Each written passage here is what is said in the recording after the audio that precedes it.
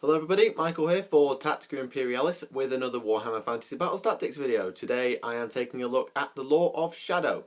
Law 7, I'm almost at the end of this little mini-series within a series, looking at the Laws of Magic, because I'm not going to expand into the army-specific laws at this time. So, if anybody has any suggestions for future Warhammer Fantasy Battles Tactics videos, please let me know in the comment section or head over to Twitter at Tactica Imperial and talk to me there. I am happy to take all suggestions and I will do my best to accommodate everybody. Now, the Law of Shadow. This one is a very tricksy law and, well, I like it. It's described as a force of illusion and deception, relying chiefly on phantasmal attacks to set the enemy's will or ability to fight. So, this sounds like it's going to be a spell of hexes, and it is. Except the law attribute is nothing of the sort. This is a very nice attribute. It's called Smoke and Mirrors. And what it does is, after you cast a spell successfully from the Law of Shadow, and it's been resolved, so after the spell has been resolved, the wizard then can choose to immediately swap places with a friendly character of the same troop type anywhere within 18 inches. So let's say you have a wizard on foot, a shadow wizard on foot, and he casts spell X, and he resolves it. He then can choose, say he's about to get charred, to swap places with the beat stick character who's 15 inches away and on his own, and just switch them over. And he can do this every time he casts. So you might be able to get 2 spells off and bounce 36 inches if you wish. And that's a very, very useful lore attribute. It does say after the spell is resolved, so you can't do the switch to get your spell into a better position. Sorry. You can do it to make your next spell in a better position, but not the one you're actually casting, so that might affect your casting order. Spell 1, well actually the signature spell, what am I on about? It's called Melkoth's Mystifying Miasma, and this is an absolute beauty. It's a 5+ cast, 48 inch range hex. The target has its weapon skill, ballistic skill, initiative or movement you pick is reduced by D3 to a minimum of 1 until the start of your next magic phase. So basically you say, right, that unit is now weapon skill minus D3, or movement minus D3, whichever is most applicable. It might be if they're about to charge you, you reduce their movement. It might be if they're running quicker than you are, you use initiative. It might be if they're going to unleash hell on you with their cannons, you drop the ballistic skill, whichever. Or, what if you're in a position where they're faster than you, they're going to charge you, and they've got a good weapon skill? No matter. You just boost it. The wizard can choose to cast a more powerful version of this spell that instead reduces all 4 characteristics at once. Roll a D3 for 1 roll and apply it to all characteristics instead of a D3 for each. So if you think, alright, I need to reduce this one, but I also need to reduce this one, you can reduce them all. And you don't roll D3 for weapon skill, D3 for ballistic skill, and so on. You just roll 1 D3 and apply it to all of them. And if you do so, the casting value goes up to 10+, making this a very, very easy spell to boost. And if you do boost it, go for it with 3 or 4 dice, because your opponent is not going to want this spell to go off, and they will chuck a fistful of dispel dice to stop it. Trust me, if this spell goes off, even my elves could be as bad as weapon skill and ballistic skill 1 and movement 2. That's terrifying. I don't want that. I'm going to throw all my dispel dice or even use the dispel scroll to make sure that doesn't blooming happen. Trust me. It works, and I suggest you go for it as many dice as possible while still mitigating against irresistible force to make your opponent go for it and make them go big for it. Because this spell is great if you can boost it. Brilliant. Even the regular form is nice, but the boosted form is unbelievable. So, spell 1, Steed of Shadows. 5+ cast, augment spell, cast on the wizard or a friendly character in 12 inches. The target immediately makes a move using the fly special rule as if it were the remaining move subphase. So it basically means they can move 10 inches. I don't think you can march. It says it's the remaining move, so maybe you can. It doesn't really specify here. But I get the feeling you may be able to march. It just says makes a move. You can target a character within 12 inches or yourself. This could be very useful if you've got a character and a wizard in a bad position. For example, let's say you've got a character who's 24 inches away. You cast this, you move to where you're now in 18 and you switch, and now that character's in a better position. Of course, it has to be the same troop type, so this is obviously possibly better with cavalry, because cavalry are a little bit more manoeuvrable. But if it's low on characters, bear in mind that wherever you switch to, your wizard will end up in that unit or on his own, making him vulnerable. So bear in mind with that switch thing. But it can help you to really get out of a jam. It really can. Spell 2, the Enfeebling Foe. This is okay. Oh, I should say you can't boost Deed of Shadows in any way. Enfeebling Foe, it's a 10 plus casting value, hex, 18-inch range, and all models in the target unit are strength minus D3 to a minimum of 1 for the duration of the spell. And it remains in play, so your opponent will then have to go and actively dispel this if they don't do it at the time. You can choose to extend the range to 36. If you do, casting value is now 13 plus. In any other situation, I would say this is a great spell. Minus D3 strength remains in play. However, the Enfeebling Foe loses out to the next spell, the Withering, which is 13 plus.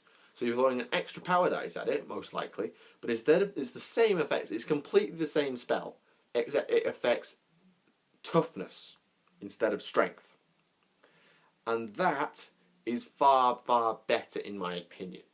I would rather be wounding on 2s than be being wounded on 6s. Because I'm then going to get more wounds out of it.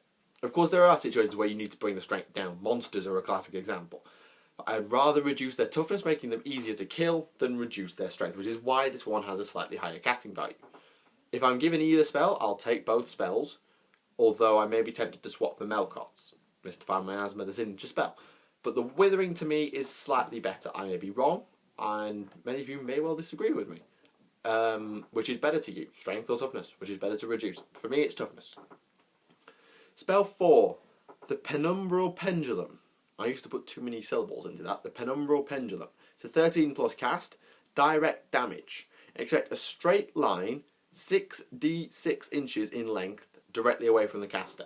It doesn't mean straight, it could be slightly off, as long as it's in his front arc. That's all it has to be.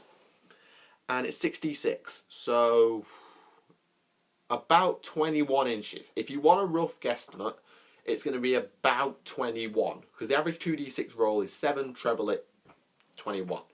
If you want a rough guess, it could be anything from 6 to 36, but the average is about 21.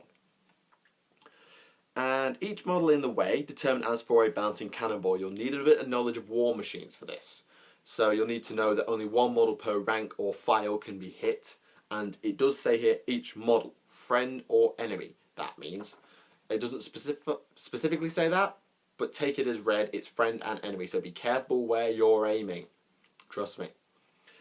And each model in the way, determined as for this bouncing cannonball, must take an initiative test or suffer a strength 10 multiple wounds D3 hit. Ow. Strength 10 multiple wounds D3.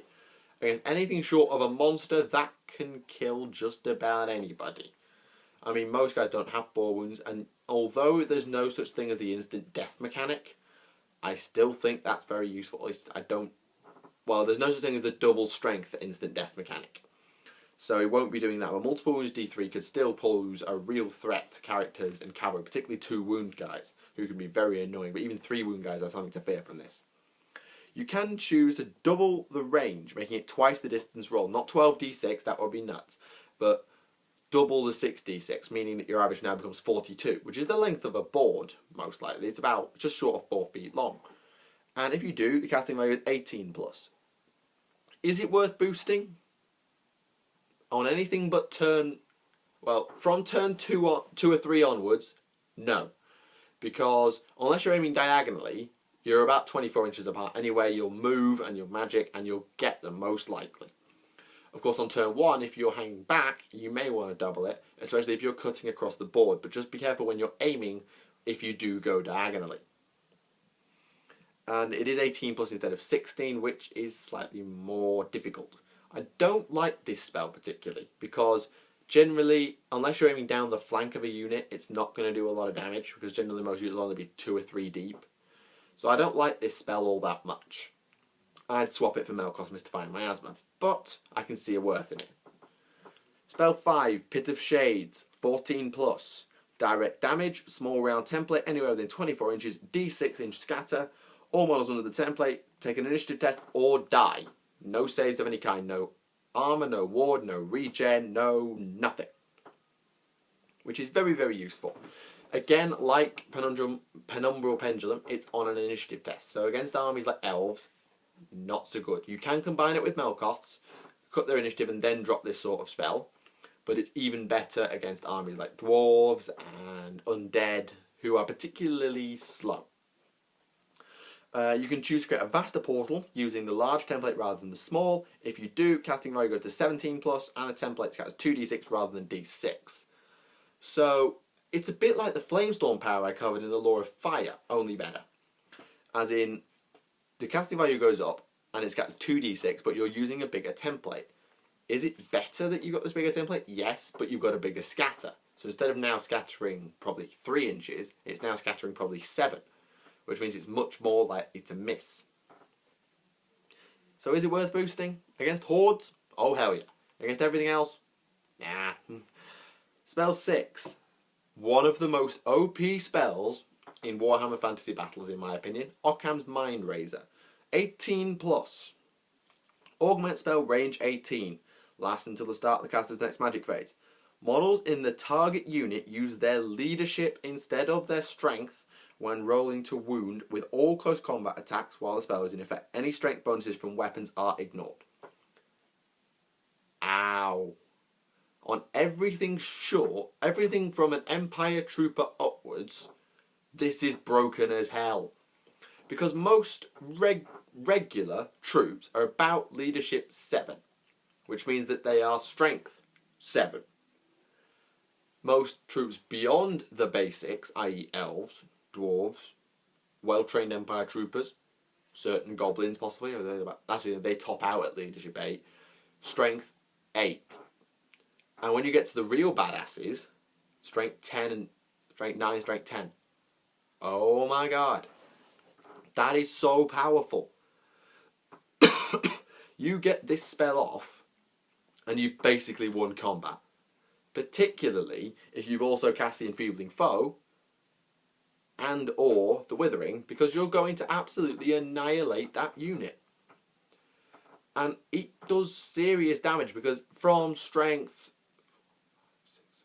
about strength 8 upwards, no armor saves. Strength 7 is a -4 penalty, which on anything but a 2+ is ignores armor saves. So that's terrifying. And if you're really struggling, you can choose to extend the range to 36, casting value 21+. An extra power dice, yeah. To be fair, your wizard will be pretty close to the melee, and if he's not... oh, excuse me. And if he's not, you can probably just cast another spell, do a switch, and then cast it, and then maybe even switch back. If you absolutely have to. And this is particularly prevalent if the wizard is near to the melee, and he teleports in, because he switched places, if you wish to, he won't, I don't think he gets that bonus because he's joined the unit late, I should point that out. But I love that spell. As a high leadership army, I love that spell. Low leadership armies like Goblins and Skaven, not so much. It's only strength 5, but strength 5 is better than strength 3, or strength 6 is better than strength 3, every time.